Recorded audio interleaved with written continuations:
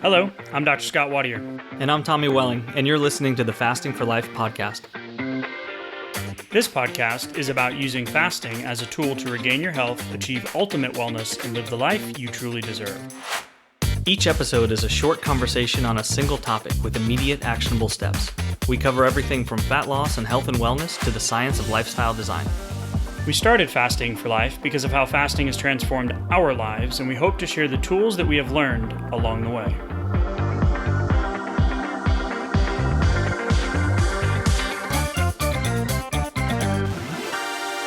Hey everyone, welcome to the Fasting for Life podcast. My name is Dr. Scott Wadier, and I'm here, as always, with my good friend and colleague, Tommy Welling. Good afternoon to you, sir. Hey, Scott, how are you? Fantastic, my friend. Excited for today's conversation. Want to welcome all y'all listening in today. Appreciate you for tuning in to today's episode. We're going to be talking about modified alternate day fasting when compared to calorie restriction in the treatment of patients with metabolic syndrome. And this is a randomized clinical trial, and excited to dive into it. If you're new to the podcast, thanks for giving us a shot. If you want to learn more about Tommy and I and how fasting has transformed our lives, please head back to episode 1. Give it a listen and get to know a little bit more about why we do this each and every week. We are on a mission to empower folks to know that they have a choice when it comes to weight loss, when it comes to diabetes reversal, when it comes to health overall. And if you're a long-term listener, we are extremely grateful for you to continually be on this fasting lifestyle journey with us. So, Tommy, I know we wanted to give a shout out to a recent 5-star review that came in because it directly relates to the conversation we're going to have today. Yeah, absolutely. So thank you, Houghton, best podcast ever, she says. So grateful I found these guys. I fasted for 3 years, but these guys explain everything clearly and simply only on episode 20. Can't wait to hear all the rest. Hope they touch base on modified alternate day fasting and what they actually eat. Love all of it. Big heart back at you. Thank you for listening. Appreciate the kind words too. And we are absolutely going to get into modified alternate day fasting. We also do sprinkle in some of what we eat over the episode. So keep listening. You'll definitely get a taste for that too.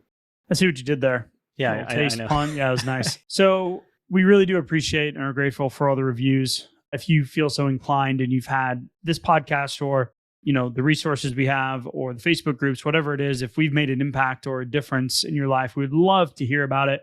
Yes. And then that goes on and tells the podcast world and the podcast gods and goddesses that we are making an impact and providing value week in and week out on this podcast. So shout out, you're only on episode 20.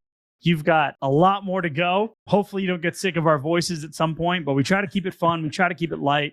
And more importantly, we want to keep it actionable. So each and every day, much like you hear in our pre-roll, we want to give you something that you can focus on today and take something away and do something today that furthers your habit building, your lifestyle, fasting lifestyle adaptation, etc. So when we first start off with the article that we're going to go over, I just want to pre-frame it. This is a modified alternate day fast. We'll define that in just a second versus calorie restriction in the treatment of patients with metabolic syndrome. So a couple of definitions that I want to go into first and foremost. Alternate day fasting, Tommy, is a really powerful fasting schedule. There's lots of research out there on it.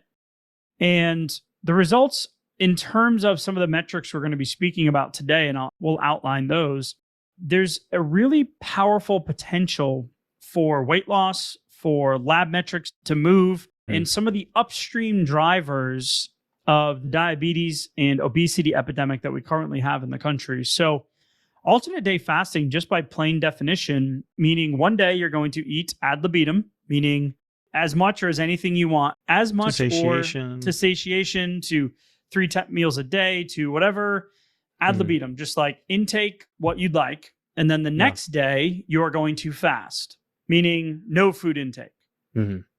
So if you stop eating dinner at, let's say, or close your window and the last time you ingest anything is 8 p.m. on Monday night, then you would not re-ingest anything until 8 p.m. the following morning. Okay. Because you would be fasting that entire day.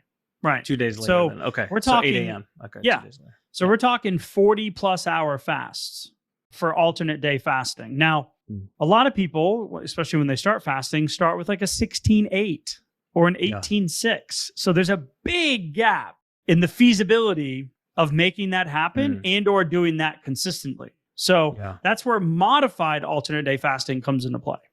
Yeah. So when we modify it, instead of being in that like 36 to 40 plus hour with nothing, like no calories coming in, then this is compartmentalized to get, sometimes you'll see it cited as 25% of your caloric needs, but oftentimes it's simplified as a 500 calorie mini meal.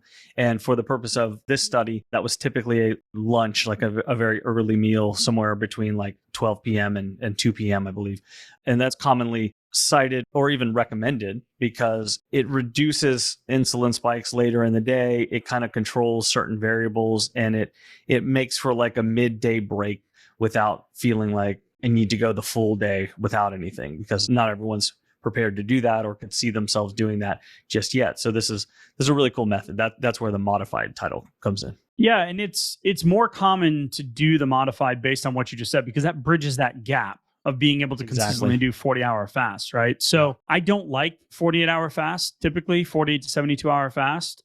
A lot of the stuff, if you want to go to the show notes, you can click and grab the Blueprint to Fasting for Fat Loss. It's a free resource. It's a 20-page PDF. It gives you some fasting schedules and things in there. It gives you some similar schedules to modified alternate day fasting or to alternate day fasting in terms of how to ramp up your fasting times and whatnot. But the modified portion allows you to have just that little bit of that comfort in knowing that you get a small little something, right? And if you're eating at home, a small little something can be a considerable amount of food with 500 or 600 calorie limit. So typically for women, it's 500, like you mentioned. For men, it can be upwards of 600 or 700, depending on if you're tracking and looking at calories and all those types of things.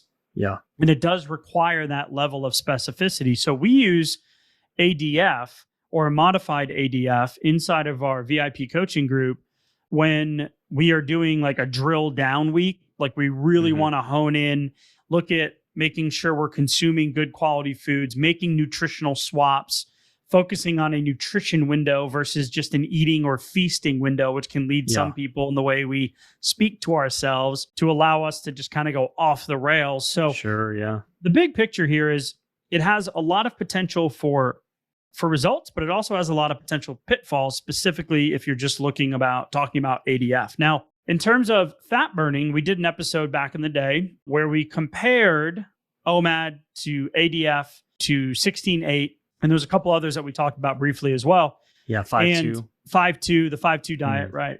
Which is where you have 5 days of normal eating and then only 2 days of fasting, which we have not found that really drives the needle if you've got considerable weight to lose or metabolic issues to reverse. Yeah, not my favorite. Yeah, so this study is interesting because it's comparing the standard operating procedure, which is caloric restriction, which is figure out, if you can, go grab one of those calculators. We just did a recent episode on those BMR equations and accuracy and MyFitnessPal apps and all that stuff, all that dieting culture stuff, which works short-term for lots of folks, but it's hard to stick to for the majority of people, which is why we love fasting, because it creates that freedom where you don't have to do that. Now, periodically, you might have to hit a plateau, kind of off track, need to see what it is you're consuming, et cetera, when it comes to food. Fasting's the easy part, right? As we like to say. Simple, at least, and not always easy. Yeah, there you go. Yeah. Simple, not easy, right? It's my own phrase, and I backed into it there. So when we're looking at calorie restriction versus modified alternate day fasting, I love the comparison here because yes, fasting does put you into a calorie deficit, but it's interesting to see the changes when we look at a lot of the time restricted eating or time restricted feeding studies versus calorie restriction. This was an 8-week study, so short duration, and it was a small number of participants. Now, it is a randomized clinical trial, so it is a pretty solid study in that regards. But there were 2 groups, so calorie restriction and modified ADF, right? So the diets are prescribed by dietitians and specialized for each participant. Blood pressure, anthropometric parameters, fasting plasma glucose, fasting insulin, HOMA-IR, and lipid profile were measured at baseline and after the trial conclusion. So the results showed that compared with calorie restriction following the modified ADF diet, fasting diet, significantly, I'd like to call it a fasting schedule, significantly reduced body weight.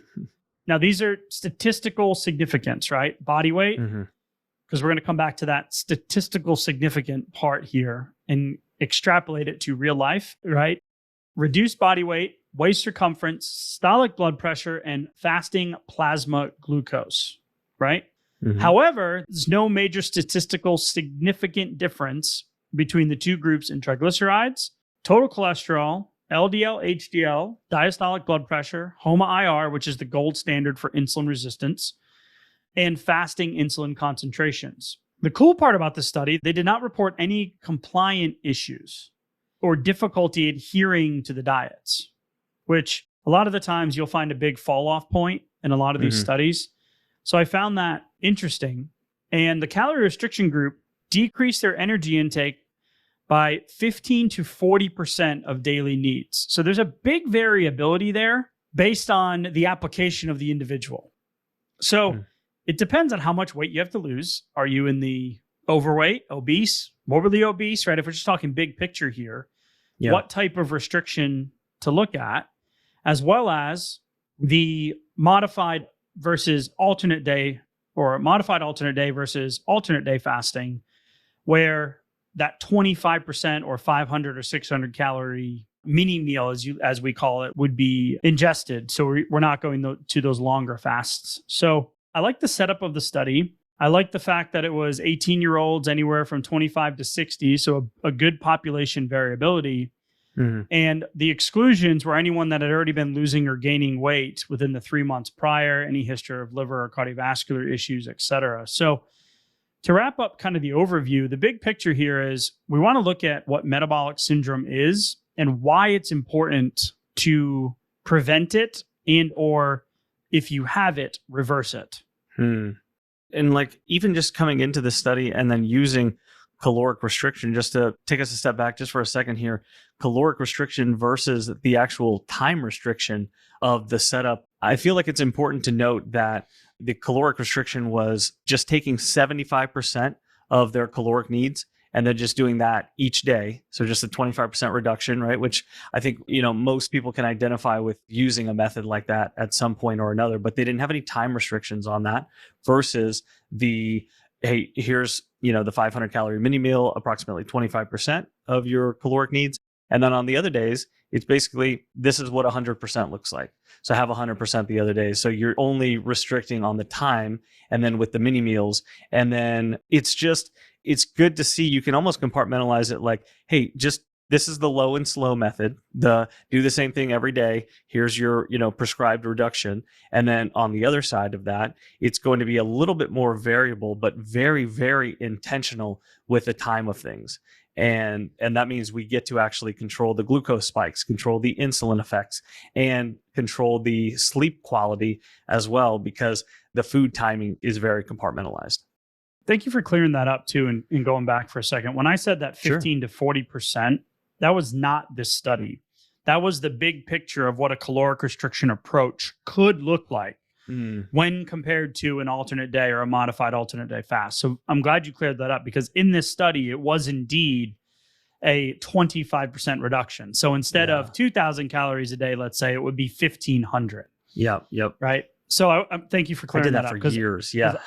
Because I've been there too, but I definitely did not put that dividing line in there when I was laying out the different groups here. So I also like that the modified meal, and we've done podcast episodes on this in the past, of that timing component. I like that small meal was earlier in the day, less insulin response earlier in the day. So you had just mentioned with calorie restriction, right? You minus the percentage. So in this case, it was 25%, but then you have the entire day to be snacking and grazing and maybe stoking that metabolism if you're bringing that old diet culture kind of metabolism stuff in from previous attempts at weight loss. Or balancing my blood sugar, right? Like the ADA, the American Diabetic Association, says to do so often. Right. So if you eat a certain amount of carbohydrates and et cetera, proteins and fats each meal, then you would have a more stable line, especially if you're, just in the case, if you were trying to manage that with medication, because you're trying to keep things between the field goal posts, so to speak. Right. When we're looking at the results here, they're pretty interesting.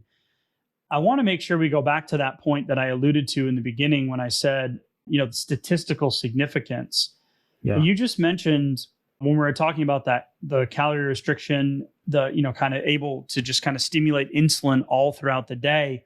One of the main reasons why, big picture here, this matters is because I like the fact that the study was looking at metabolic syndrome. Now, metabolic syndrome is when you have a clustering of at least 3 of the following 5 medical conditions. And this was me, this was you.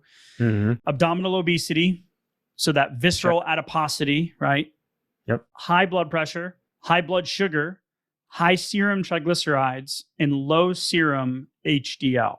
The reason this matters is metabolic syndrome is associated with the risk of developing cardiovascular disease and type 2 diabetes. So right now, cardiovascular disease, 695,000 people a year die from cardiovascular disease.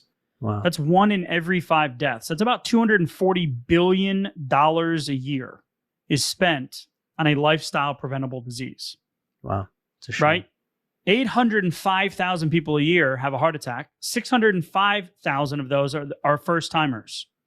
And about 1 in 5 are silent, meaning the damage is done, but they're not aware of it. And it's the leading cause of death for most racial and ethnic groups in the US. Wow.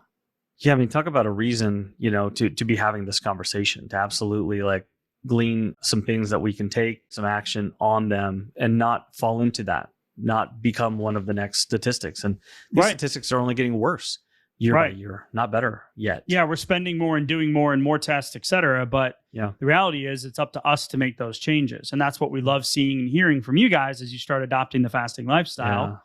When we share the results here in a second, you get to see these changes too. So that's just the heart disease component, right? Or the metabolic syndrome leading to the cardiovascular disease component. The diabetes component's even more scary because then you've got the comorbidities that overlap. And we're talking about decreased lifespan, quality of life later in life, money spent on healthcare, et cetera. So diabetes facts as of late is 37.3 million people. Just over 11% of the US population is diagnosed or undiagnosed with diabetes. Just about 29 million are diagnosed, and about 8 million or 23% of that group is not diagnosed. So they don't even realize they have it. The real scariness comes when we look at the pre-diabetes numbers, and we know this is a progressive thing unless you can make the necessary lifestyle changes to reverse it, which this was me. I was one of these 96 million people. 96 million people over the age of 18 or older have pre-diabetes. That's 38% of the adult US population. And 48%, 26.4 million people, 48.8% or 49% of 65 years or older age group has pre-diabetes. We got to do something different. Right? Yeah. All right. So that's all the bad stuff. Here's all the good stuff, right? Tommy, some of these statistics, some of these results from the study, the results demonstrated that in comparison to a calorie restriction diet, adherence to an ADF diet lifestyle, I don't like that word, has a more beneficial effect on reducing body weight and waist circumference. Nice. And improving in systolic blood pressure and fasting plasma glucose or fasting blood sugar. Now, it did say, however, findings of the present study do not suggest any difference between the following on BMI, lipid profile, diastolic blood pressure, HOMA-IR, and fasting insulin. So some of you are going, wait a minute. Slow down. Say that again. So weight loss, -4 kilograms versus -1.7. So double Double in and a half. Double and a half in 8 weeks. Yeah. Waist circumference, -4 centimeters versus -1. Nice. Systolic blood pressure, down 13 points versus 1 point. Wow. 13 points. It's huge. That's all you might need. In 8 weeks, right? Yeah. A lot of times it's like, oh man, it was 125. It was, 125 over 90. It was 135, it's oftentimes not this giant, movement that you actually need, but starting to get in control of the insulin that helps the aldosterone, helps the kidneys, then leads to the blood pressure, right? It's beautiful. Fasting blood sugar, down 5 points versus 0 in the calorie restriction group. Doesn't sound like a lot, but man, over time, throughout the day, 5 points means lower insulin because I'm not sensing as much blood sugar. Now, before I go into the ones that weren't statistically significant, but still incredibly significant due to the small sample size and the small length of this trial, I want to mention the macro breakdown Dun, dun, dun. for these groups. So calorie restriction group, 75% of their energy needs, right? So a 25% reduction.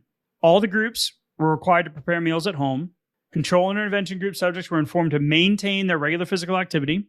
Subjects were also instructed to prepare healthy food choices by selecting low-fat meat. This is where we're going to talk about some of the foods that we eat. And dairy options, and increasing fruit and vegetable intake. Okay, here's the breakdown. Daily dietary carbohydrate, fat, and protein accounted for carb, fat, protein. Carb, fat, protein. Okay. We're talking about blood sugar metrics or insulin, not statistically significant changes in fasting insulin or HOMA-IR. Yeah. Carb, fat, and protein macro breakdown. 52% carbohydrate, 30% fat, and only 18% protein. I'd like to switch those protein and carbs right there. Okay. 52% carbohydrate. It would still saw substantial weight loss. Still, And right? drop in blood pressure. And blood pressure and waist circumference. And waist So, circumference. yeah, waist to height ratio and waist circumference is a direct indicator of insulin resistance. So this blood sugar change, this small 5-point change, which they did say was statistically significant in this trial, with a 52% carbohydrate intake. Yeah. Now, I'm not going to say don't ever eat a carb again. They limited the refined processed stuff, right? They said eat at home. Well, does that mean what are you buying to make at home?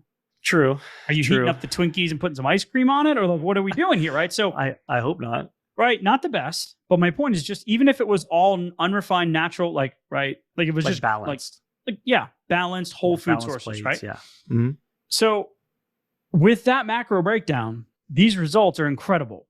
But we're talking about fasting blood sugar. That is a downstream metric.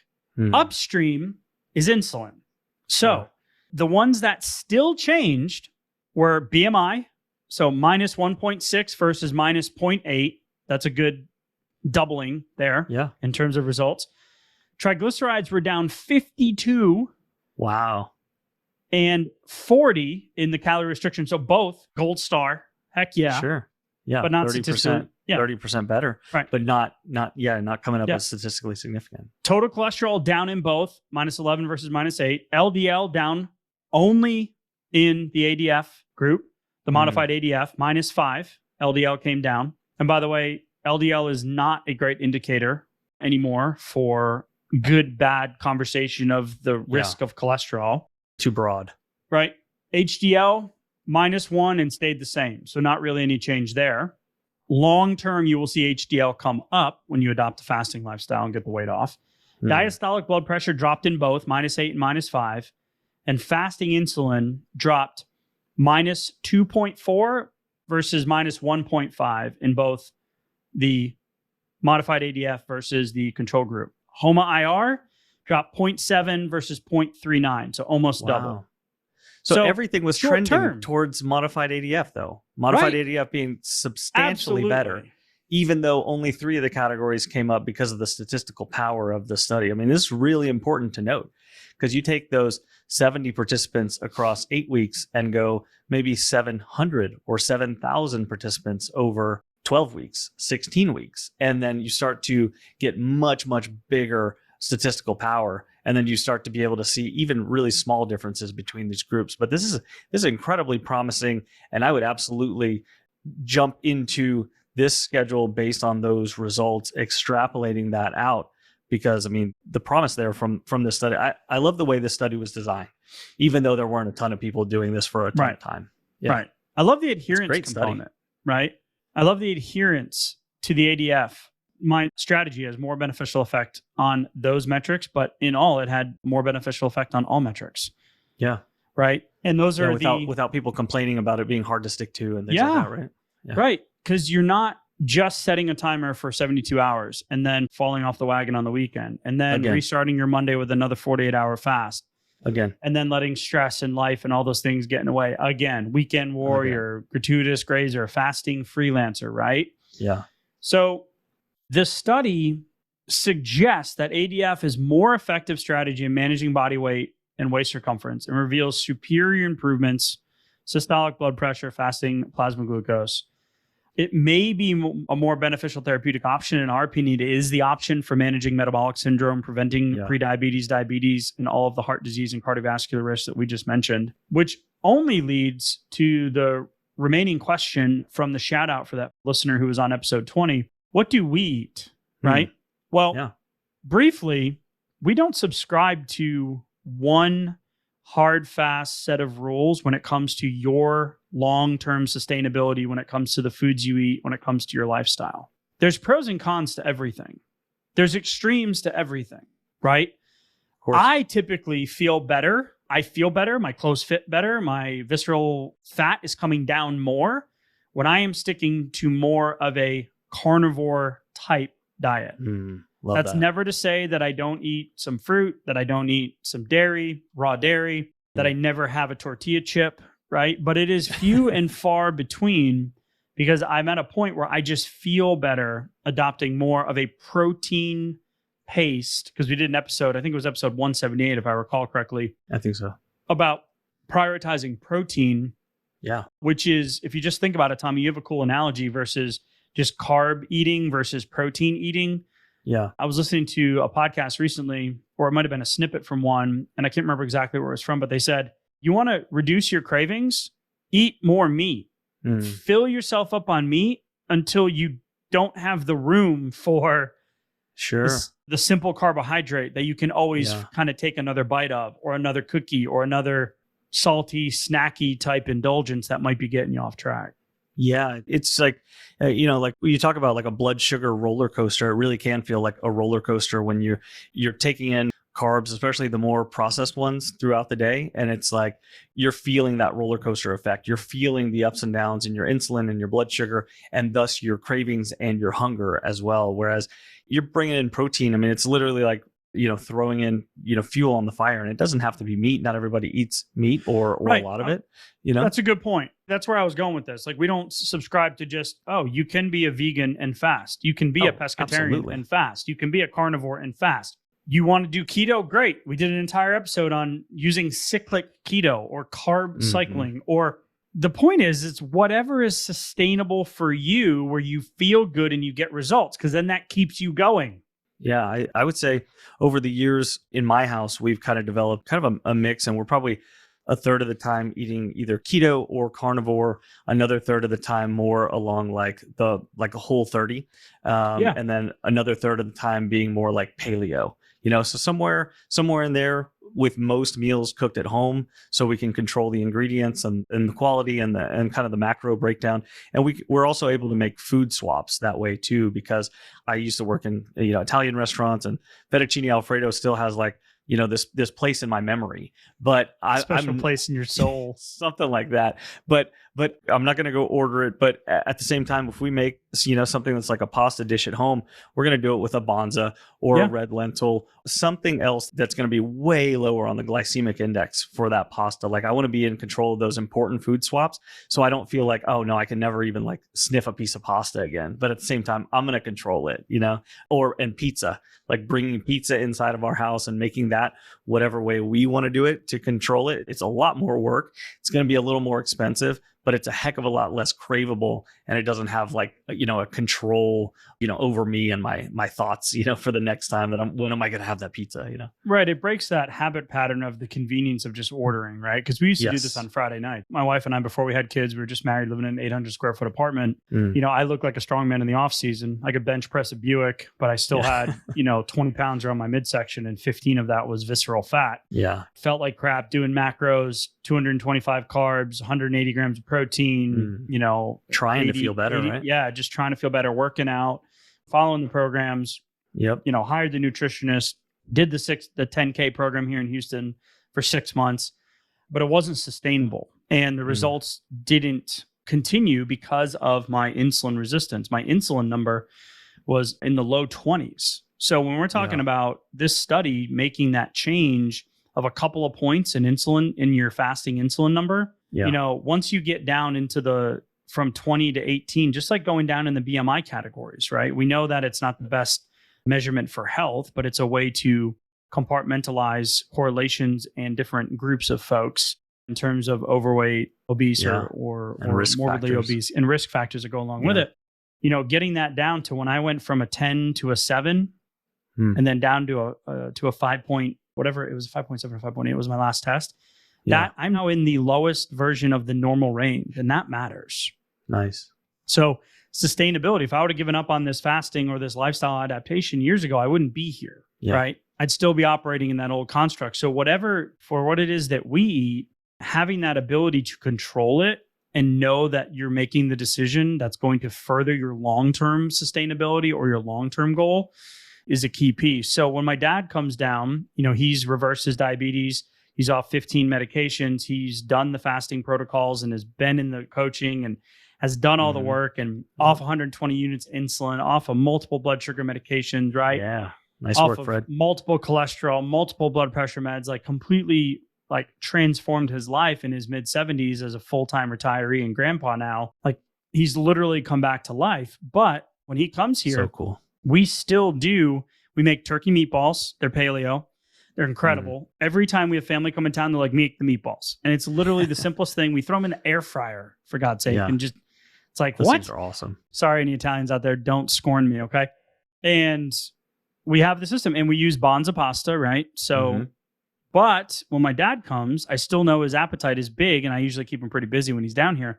So we'll make a spaghetti squash and the bonza. Nice. So we do a split. So good. So we do a split. So you get a little bit of the more volume of food to what he's accustomed to or his old habits push him towards. Yeah. And I'll sit down there with him. I'll have the spaghetti squash. I'll have the, the whole setup. And then I'll also be able to indulge in the stuff that actually fills that pasta desire. It's much less now based on the results of adopting the fasting lifestyle. I don't crave it as much anymore. Yeah. But when I do, it's really nice to know that you have something that's not going to completely derail you, throw you off your diet, and have you get stuck in that vicious cycle of start, restart, stop, start, restart, however you want to label it. So we do not subscribe to one. We will say, if you have blood sugar issues and you are trying to reverse metabolic disease or reverse diabetes, going low carb, using keto cycling for 90 days, trying carnivore is going to be hugely impactful in the results you get. But again, keeping in mind that it's not a long-term sustainability. Anything drastic like that tends not to be long-term. The beauty of fasting is you're focusing on that time component. So you can vary your windows. You can open your windows as you get closer to maintenance and the disease processes and the medications have fallen off. You have that control piece because you're compartmentalizing when you consume that food. So I love this study, modified alternate day fasting versus calorie restriction in the treatment of patients with metabolic syndrome, a randomized clinical trial. If you're saying, well, what do I do now? If you want to come join us in our Facebook community group, Tommy, they can click the link in the show notes. Yes. And you can also go grab the Blueprint to Fasting for Fat Loss, which is if you're looking for other schedules like ADF, we have a bunch of sample weeks in there on how to ramp up and kind of vary your windows. We also give you a little bit about the why behind it, different types of fasting, why insulin matters, not just calories, and how to kind of download this or adapt this into your lifestyle.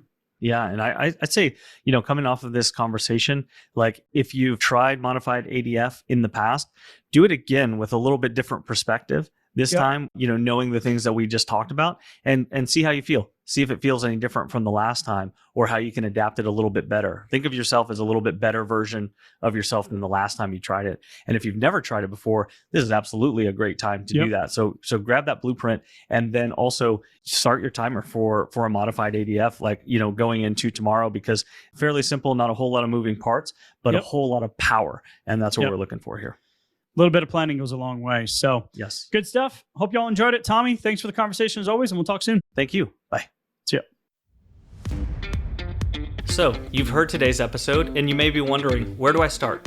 Head on over to thefastingforlife.com and sign up for our newsletter, where you'll receive fasting tips and strategies to maximize results and fit fasting into your day-to-day life. While you're there, download your free Fast Start guide to get started today. Don't forget to subscribe on iTunes, Spotify, or wherever you get your podcasts. Make sure to leave us a 5-star review, and we'll be back next week with another episode of Fasting for Life.